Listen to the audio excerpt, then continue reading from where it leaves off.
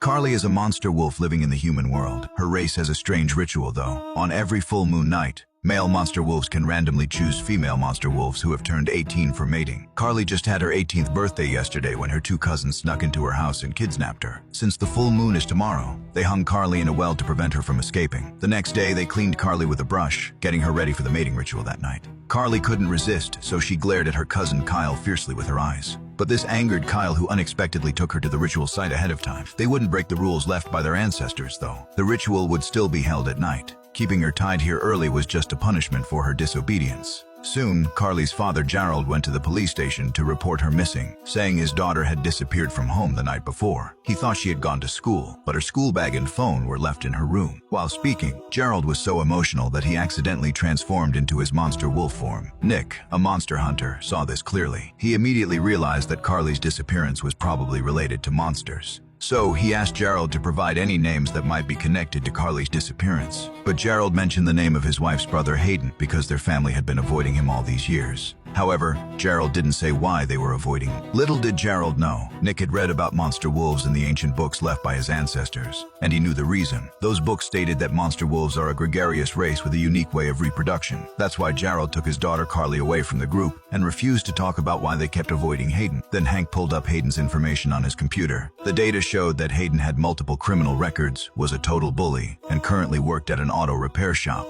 Right after that, Nick and Hank went there according to the address. As soon as they walked in, they saw a modified motorcycle, a flashy ride that thugs loved. The two learned from the boss that Hayden hadn't come to work for 2 days. Meanwhile, a worker nearby noticed Nick and Hank were looking for Hayden and quickly left the repair shop. Nick and Hank didn't get any useful clues, so they had to leave temporarily. But Gerald told them that Hayden had a farm in the suburbs and spent most of his time there. Then they went to the suburban farm following Gerald's directions. Nick directly told Hayden their purpose: to find the missing Carly. But Hayden was very arrogant, refusing to answer any of Nick's questions or even admit he had seen Carly. At that moment, Gerald couldn't hold back any longer and rushed out of the car. He insisted that Hayden must have kidnapped Carly and shouted angrily, telling Hayden to hand her over. Since there was no evidence yet, Hank had to stop Gerald. But Gerald didn't give up. He immediately ran toward the nearby warehouse, and Hank had no choice but to follow. After entering the warehouse, Carly wasn't at the ritual site. But when Gerald saw the ritual totem, he became even more convinced that Carly was nearby. While they were searching,